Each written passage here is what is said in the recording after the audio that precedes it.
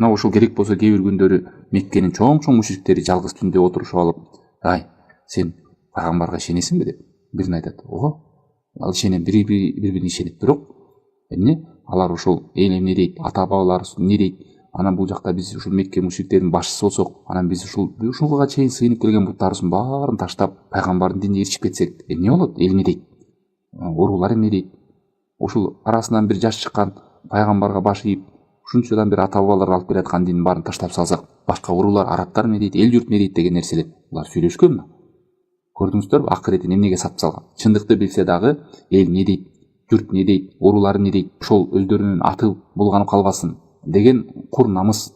Чындыкты билсе дагы пайгамбар болгонго чейин жолун билишкен бул адам адамдарга калп айтпаган, аламдардын роббиси болгон Аллахка кантип калп айтсын деген сөздөрдү айтып жалгыз калганда. Ал эми момун мусулмандардын жанына келгенде пайгамбардын жанына келип эмне дешкен? Жок, биз кайтпайбыз бул нерседен.